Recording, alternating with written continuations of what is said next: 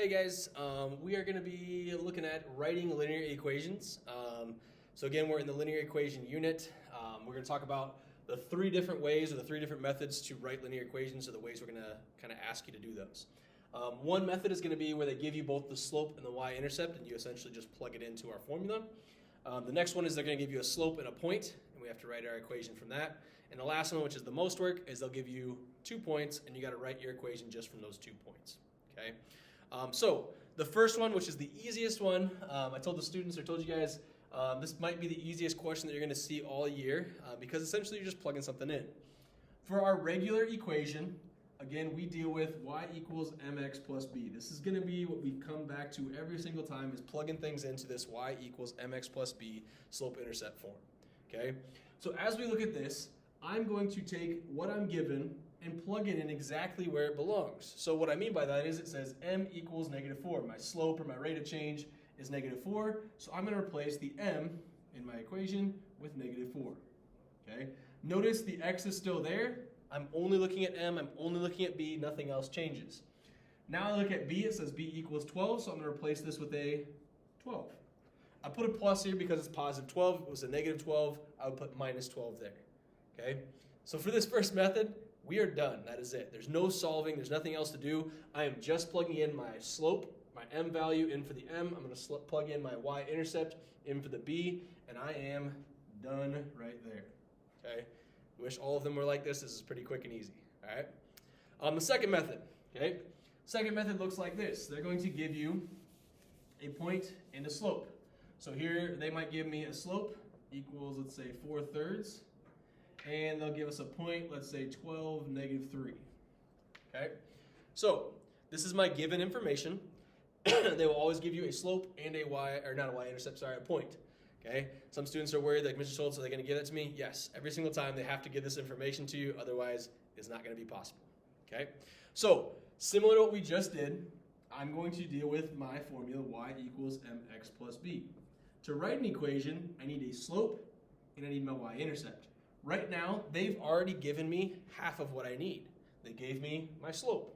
Okay? So our goal here is to solve and figure out what our b value, our y-intercept, is going to be. I'm going to write down here, kind of just to prep myself and make sure I don't forget about my slope. My original slope is 4/3, so I know I'm going to put 4/3 here. X, I'm just going to try to fill in this blank eventually by the end. That's the goal. Okay? I put that there because some students, at the end of the problem, they get b and they forget what they're actually doing, and they just put b equals like 5. We need a full equation, y equals mx plus b. So when you write that slope in first, it kind of reminds yourself, oh yeah, I got to plug that into an equation at the end. Okay? So in the middle, we're filling in exactly what we have. I have an m value, so I'm going to replace the m right here with 4/3. Now I have to deal with this point. Every point has an x and a y value. X comes first, then y. Okay? In my formula, or my equation here, I have an x and I have a y. We're going to plug those in. Again, we're just always plugging things into this formula to try to figure out what we got going on. So my x value, I'm going to plug in for x. I'm going to put a parentheses around this just to keep them separate. So I put a 12 here. My y value is -3. So I plug it in for the y. Make sure you put them in the correct spot. It's tempting to put the 12 with the y, the -3 with our x, just because that's the same like format where they are. But x has to go where the x goes, y has to go where the y goes to solve this thing completely. Again, I'm solving for b, so I'm just going to leave this plus b at the end. All right? From here, I'm going to solve. This is going back to like our first unit of the year, solving equations. I'm going to take my 4/3 times 12. So this would get me 16. My goal here is to get b by itself.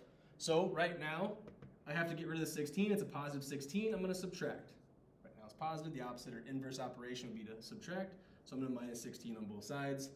Every single year I have this problem right here, -3 minus 16. If you're not sure, double check in your calculator. But if I'm at -3 and I go further -16, we should get a -19.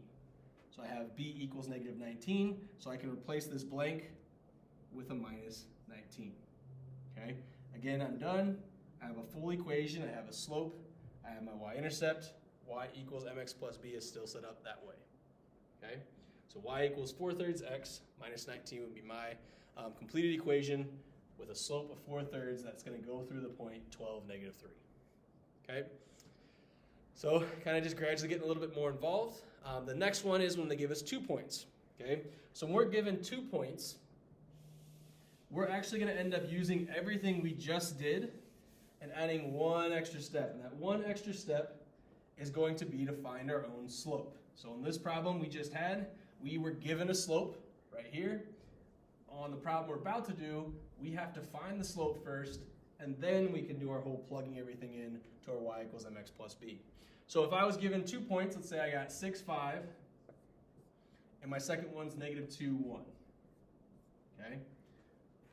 Okay.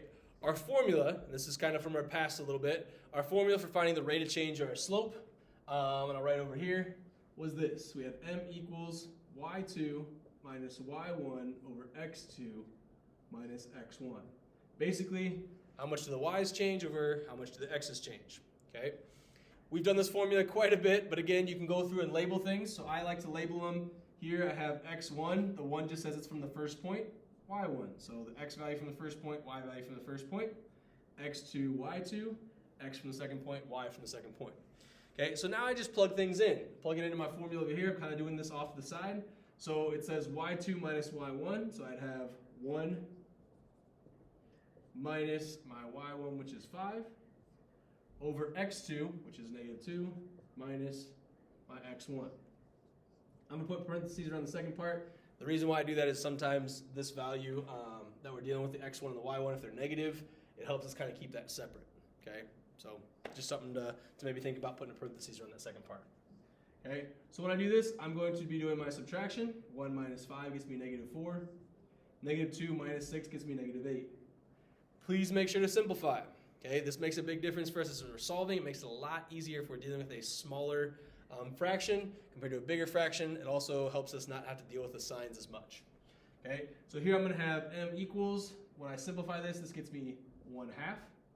So again, I've now found my slope. I'm not done, but I've got half my information. Again, we need a slope, we need a y-intercept. I've now found my slope, so I can write down here at the bottom of my equation, I know I'm going to have y equals 1/2 x, and then again I'm searching for that b value.